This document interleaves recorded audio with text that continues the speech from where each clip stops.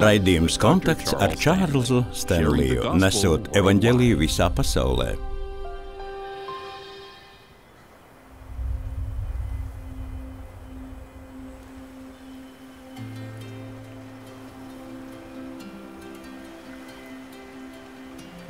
Ir cilvēki, kuriem jātopas dzīves zemākajā punktā, pirms viņi nāk pie tā kunga un atdod viņam savu dzīvi.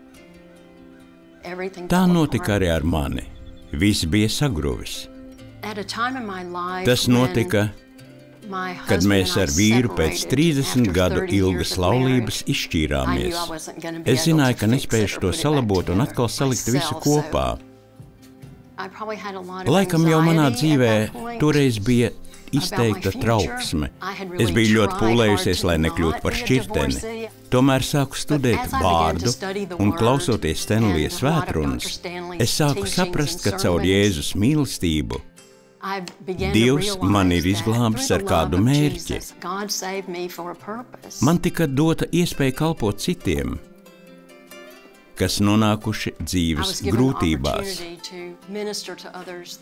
Manī nebija pārāk daudz iejūtības, līdz es kļuvu Mišelei par padomdevēju un mentori. Sveika, Mišela! Sveika, mīļā Liza! Dievs lika man sirdī sākt apmeklēt draudzi. Tas viss mainīja gan man, gan manam vīram, gan mūsu meitai. Sajūta bija kā mājās. Mans vīrs, kurš iepriekš nekad nerunāja par Dievu, lasīja Bībeli un runāja par Jēzus mīlestību. Es redzēju, ka mans vīrs tika glābts. 5 dienas vēlāk viņš gāja bojā negadījumā. Tas manī radīja dziļas sāpes. Manī bija šis jautājums, kāpēc tu viņu izglābi un tad neļauj palikt? Kāpēc tu viņu paņēmi? Bet Dievs vienmēr man atbildēja, viņš ir ar mani. Un to vairs nevarēja apšaubīt. Mišela man ir kā meita, starp mums ātri izveidojās atklātība un uzticība, lai es varētu viņai palīdzēt. Šķita, ka esmu satikusi kādu ilgi neredzētu radinieku. Viņa kļuva par manu ģimeni. Mēs abas bijām sievietes, kas dzīvoja vienas, līdz ar to varējām vienu otru iedrošināt un atbalstīt. Es biju jaunpienācēja, un viņa bieži mani veda uz vietām, kuras vēlējās ar mani līdzdalīt. Tik skaistus laukus. Kādu reizi Lize man pastāstīja, ka viņai garšo saldējums. Tajā laikā atvērās arī jauns tirgus. Tā bija vēl viena iespēja mums pabūt kopā. Līdz tam ir mazliet jābrauc, bet laiks paiet ātri. Reizēm mums pat nav jārunā.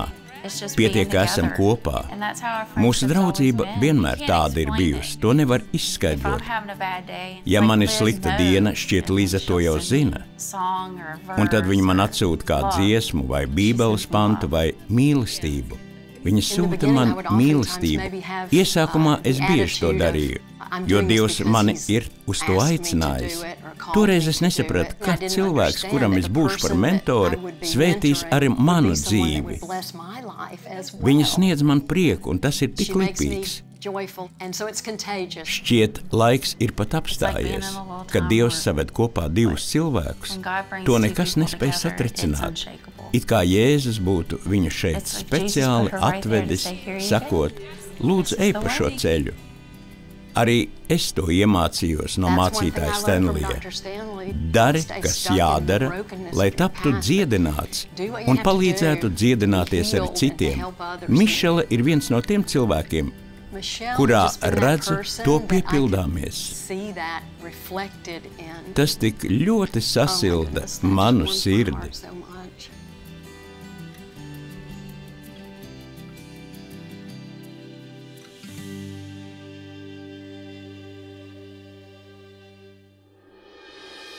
Turpmāk raidījumā Kontakts – spēcīga ģimene. Dievs ir radījis ģimeni, kaut gan neviena ģimene nav nevainojama. Ja lasām rakstus, Pat Ādama un Ievas ģimene neiztika bez grūtībām. Konflikts bija viņu abu starpā. Ieva piedāvāja Ādamam pagaršo mazu gabaliņu, un tad viņš teica Dievam, ka viņa to ir piespiedusi darīt. Viņiem bija 2 dēli, un viens no viņiem otru nogalināja. Bībele arī atklāja, ka abi priestera Elijas dēli bija ļauni. Abrahams apprecēja Sāru. Sākumā viņi satika, bet tad parādījās Hagare un sākās nesaskaņas. Tā mēs varētu iziet cauri visiem rakstiem, bet apstāsimies pie Dāvida, kurš bija varenākais no visiem Izraēla ķēniņiem. Viņa ģimenē bija meli, slepkavības, izvarošana, sacelšanās. Tomēr tā bija lieliska ģimene, un viņš bija lielisks ķēniņš. Tāpēc, ja tu domā par savu ģimeni, sakot, mums neklājas visai labi, atceries, ka tas nenozīmē, ka nevar kļūt labāk. Ja esi gatavs pie tā strādāt, tu to vari uzlabot. Mūsdienās ir grūti izveidot spēcīgu ģimeni. Par to es šorīt gribu runāt, jo Dievs vēlas, ka mūsu ģimenes būtu spēcīgas. Atvērsim 5. Mūzes grāmatu 6. nodaļu, no kuras gribu izlasīt dažus pantus, kas pierāda, ka Dievs vēlas, lai ģimenes ir spēcīgas.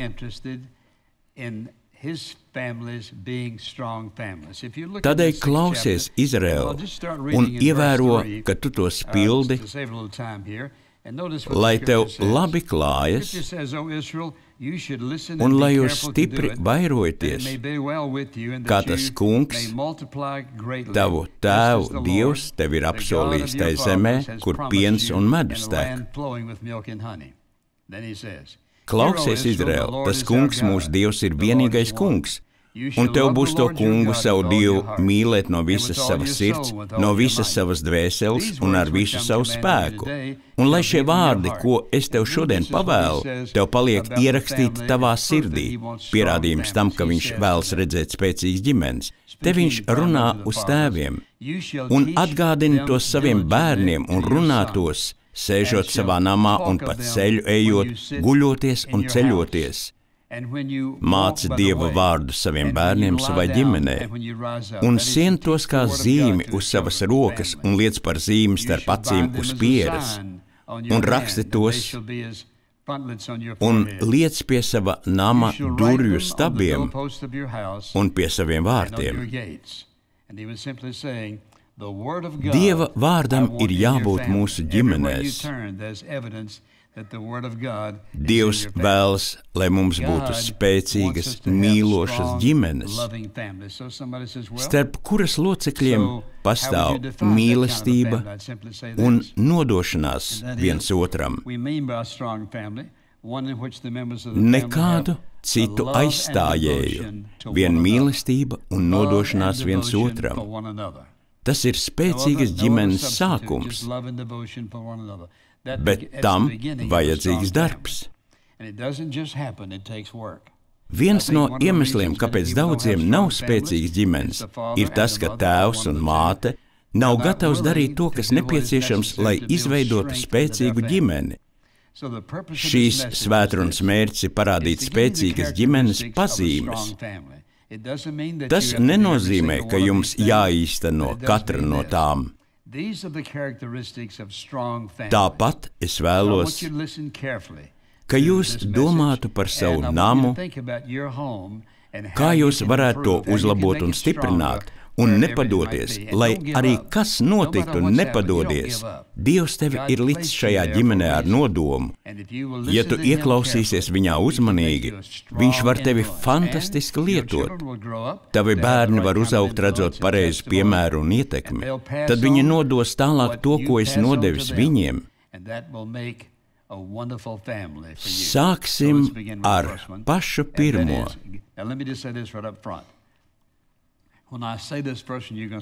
Kāda no jums teiks, es uzreiz padodos, nē, es nonākšu arī līdz šķirtām, jauktām un apvienotām ģimenēm, tāpēc palieciet ar mani. Pirmā pazīme – dievbīgi vecāki. Tu vēlies spēcīgu ģimeni, spēcīgs tēvs un spēcīga māte, kur mīl Dievu un ir viņam nodevušies. Šis ir visspēcīgākais stipras ģimenes elements. Otrkārt, konsekventi vecāki. Ja tu kaut ko saki, tad arī dari, ko saki. Jo ko dara bērni? Viņi dzird, ko tu saki, bet dara to, ko tu dari. Bērni to vēro ļoti uzmanīgi. Tev jādara tas, ko tu runā. Tad jākļūst labam klausītājam. Ik viens vēlas tikt uzklausīts. Bērni vēlas tikt uzklausīti. Ja vēlies atraidīt bērnu, nošķirt sevi, vai tas būtu vēl mazs puika vai meitene vai jau pusaudzis, kļūst pārāk aizņemts, lai klausītos. Varbūt nevienmēr tevi interesēs, ko otrs stāsta. Atceries, viņi godā tevi kā savu tēvu vai māti un uzskata, ka tu esi gudrāks par viņiem, tāpēc viņi vēlas, lai tu uzklausi, kas viņiem sakāms, jo tu vari viņiem palīdzēt. Ik viens vēlas tikt uzklausīts. Darbā, ģimenē, starp draugiem. Atteikties kādu uzklausīt nozīmē otru atraidīt un likt saprast. Tevī nav vērts klausīties, tu neesi svarīgs, tāpēc es neklausīšos. Neļauj tam notikt savā ģimenē. Tad disciplinēšana bez atraidījuma. Ļoti, ļoti svarīgs punkts. Nedisciplinē bērnus, kad esi uz viņiem dusmīgs. Tiec tam pāri. Aizej prom, dari kaut ko, lai pārvarētu dusmas. Līdz vari ar Dievu izlīdzināt savas emocijas. Tad atgriezies pie bērniem, jo, ja tu disciplinēsi bērnu dusmās, visticamāk tu viņu sāpinās. Otrakārt, atraidījumu viņi sajutīs arī caur tavu attieksmi. Tu negribi, lai viņi justos atraidīti. Tu to dari ar kādu nolūku. Kad mani bērni vēl bija mazi, es apņēmos vienmēr pirms disciplinēšanas izskaidrot, ko un kāpēc grasos darīt. Disciplinējot bērnu, es nekad nepieskartos viņam ar roku. Ja tu sit bērnam ar savu roku pa seju vai kādu citu ķermeņa daļu, psiholoģiski tas ir ļoti iznīcinoši.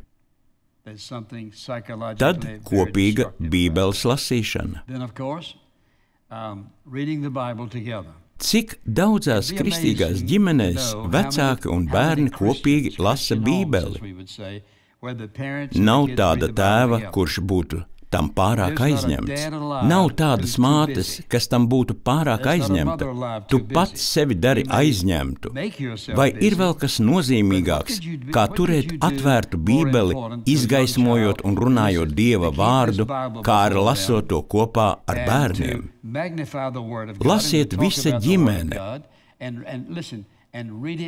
Dariet to reizi nedēļā.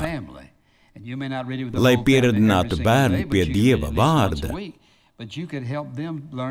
tu aiztaupi sev grūtības, sirdsāpes un asaras, jo lasot Dieva vārdu un ieraugot, ko saka Dievs,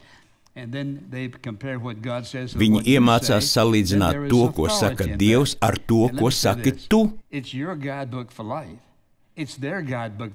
Bībele ir jūsu dzīves ceļvedis. Tieši tu esi tas, kas iemācies viņam gudrību savā dzīvē vadīties pēc Dieva vārda. Tu esi piemērs. Tu viņus māci, cik nozīmīga ir šī grāmata. Mūsu valstī nebūtu tāda nekārtība, ja vien valsts, pilsētas vai novada vadītāji to ņemtu vērā. Mēs nebūtu tur, kur esam, ja tie, kas valda pār mums, pieturētos pie Dieva vārda principiem. Tas attiecas ne tikai uz citām dzīves jomām, bet arī uz ģimeni. Nākamais. Tu viņus iedrošini pavadīt personīgu laiku ar Dievu. Ir svarīgi ne tikai kopā lasīt, bet ļaut lasīt arī viņiem pašiem. Saki, tu vari jautāt man, un es tev palīdzēšu saprast. Neatstāj viņus vienus ar saviem jautājumiem. Tad ienes viņu dzīvē biblisku pārliecību, kas kalpos kā ceļvedis. Tas nozīmē, ka tev jāzina, kam tu tici, un jāspēj par to iestāties ar vārdu. Kā izturēties citam pret citu? Kā mīlēt citus cilvēkus, kā piedot un tā tālāk? Ja tevī ir pārliecība, tu vari to mācīt, parādot piemēru. Savukārt, ja tev tās nav, lai ko tu teiktu, tas neiedarbosies. Viņi darīs to, ko tu dari, nevis to, ko tu saki. Vienmēr esiet godīgi pret bērniem. Tu esi meita, kas kaut ko tētim ir prasījusi, bet viņš nav atbildējis godīgi, neteica patiesību. Un tas atkārtojās 2 vai 3 reizes. Kad šī mazā meitene izaug un meklē sev vīru, vienu puisi pēc otra, zini, kas joprojām mīt viņas zemapziņā, ka vīriešiem nevar uzticēties. Tu teiksi, tā gluži nav. Ir gan. Ja cilvēks, kuram ir tik liela vara kā tēvam, nav godīgs, nesaka patiesību un melo, bērns to redz, dzird, sajūt, nes sev līdzi, un viņas pieredze ar pašu nozīmīgāko vīrieti viņas dzīvē ir tāda, kas neļauj vīriešiem uzticēties.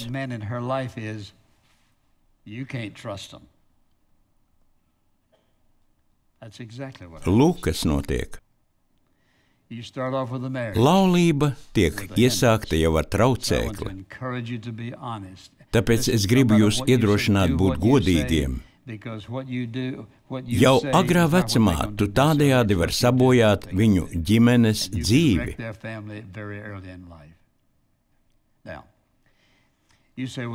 Bet kā ir ar šķirtām ģimenēm? Vai ir veids, kā saglabāt spēcīgu ģimeni, ja ir piedzīvot šķiršanās un vecāki dzīvo atsevišķi? Jā, ir. Varbūt tā nebūs tik spēcīga, bet tā joprojām var būt gana stipra. Tu jautās, kā to panākt? Mēs iesākām ar 2 kristīgiem vecākiem, kas dzīvo kopā. Ja to atņemam, ir iespējams īstenot ar ģimenei, kas nav vesela. Ja nav vīra vai sievas, varbūt tā vietā ir kāds cits, vai esi apprecējies otrais. Tu joprojām vari praktizēt visus šos principus.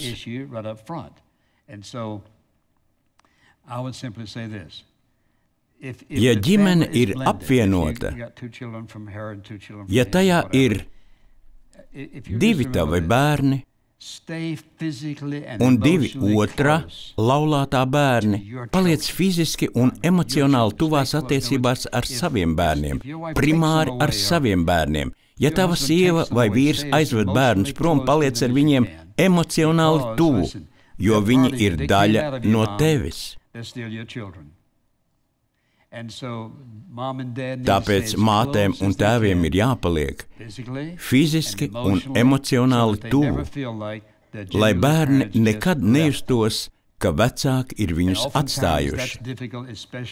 Ja starp sievu un vīru ir bijusi smaga šķiršanās, un šobrīd viņi ienīst viens otru, un pa vidu tam ir bērni, man jādomā par to milzīgo traumu, ko bērns iegūst, kad kādu dienu šis mazais puika vai meitene redz savu tēvu aizejam un vairs nesagaida viņu atgriežamies.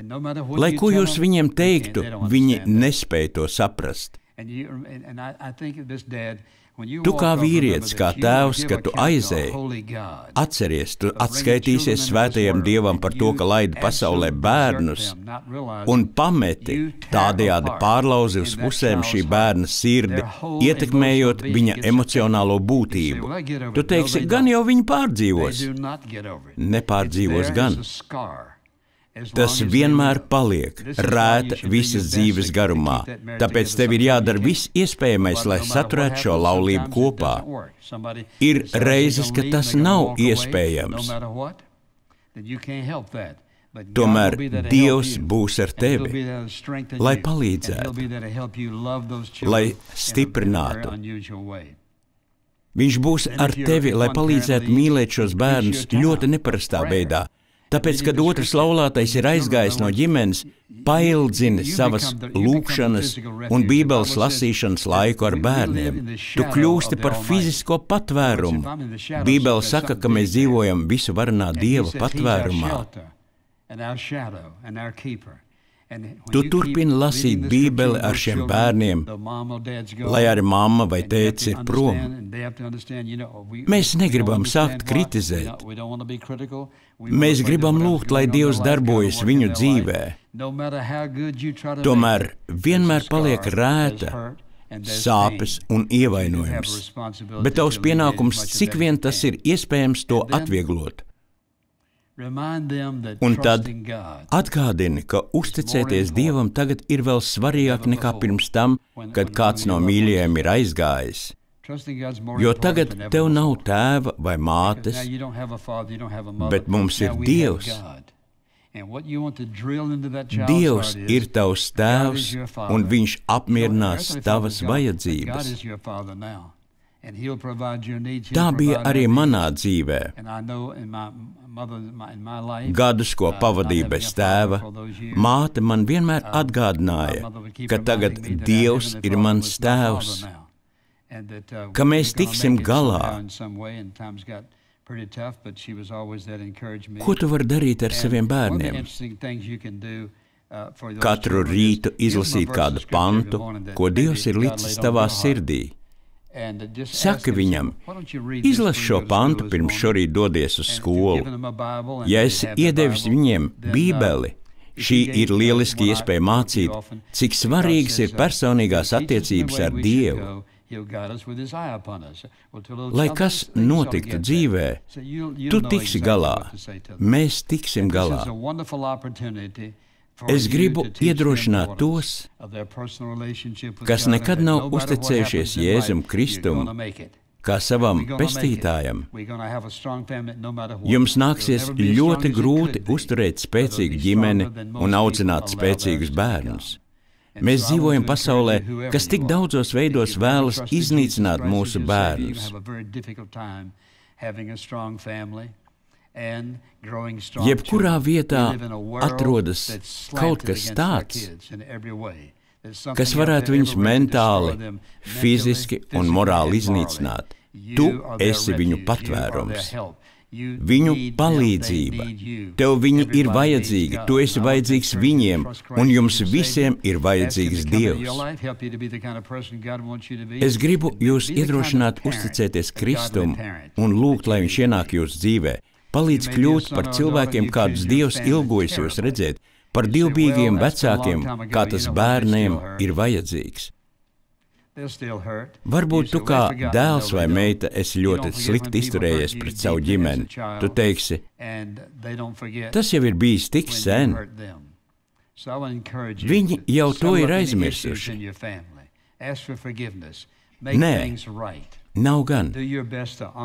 Tāpēc gribu iedrošināt tevi izlīdzināties ar ģimeni, lūgt piedošanu, izlabot kļūdas un darīt labāko, ko spēj, lai godātu savu tēvu un māti. Mums ir atbildība vienam pret otru mīlēt un palīdzēt viens otram, kā vien to varam. Tāda ir kristiešu būtība. Paņemiet šodienas pierakstus. Pārskatiet tos vēlreiz un pārlasiet. Es to lasu vēlreiz un vēlreiz. Nevis tāpēc, ka es to vienreiz esmu izlasījis vai dzirdējis, bet es zināju, cik ātri es to aizmirstu. Tas viss bija svarīgs, tas darbojas un ir patiesība. Mēs runājam par bērnu un mazbērnu audzināšanu, un kādiem no jums vecāki nāksies uzņemties vecāku lomu, jo jūsu bērni savā laulībā ir pieļāvuši milzu kļūdas. Vecvecāki, esiet pieejami, neesiet pārāk aizņemti, lai uzklausītu savus mazbērnus. Jūs viņiem esat vajadzīgi. Es zinu, ka vienmēr var iet pie opīša. Es zinu, ka viņš būs manā pusē.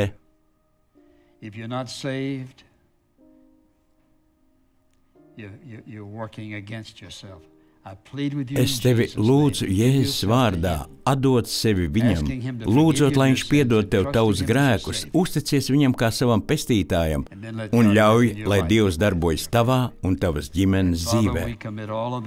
Tēvs, mēs visu pakļaujam tev. Es lūdzu, ka tu svētais dzīvā Dieva gars ierakstītu šo patiesību to cilvēku sirdīs un prātos, kas ir dzirdējuši un vēl tikai dzirdēs šo vēsti. Kungs, darbojies, ka ikviena ģimene kļūtu spēcīgāka un varētu dalīties šajā patiesībā ar saviem draugiem, kuru ģimenes ir iznīcinātas, kā arī ar draugiem, kas šobrīd piedzīvo grūtības. Tēvs, dari mūs visus par patiesības misionāriem, ko tu mums māci nest citiem. Mēs to lūdzam Jēzus vārdā. Āmen. Ja esat saņēmis svētību klausoties šodienas raidījumu, lūdzu ieskatieties interneta lapā intouch.org. InTouch vada cilvēkus visā pasaulē dziļākās attiecībās ar Jēzu Kristu un stiprinot vietējo draudzi. Šo raidījumu sponsorē InTouch ministrija un tā skanējums iespējams pateicoties Dieva žēlastībai un jūsu uzticīgajām lūgšanām un dāvanām.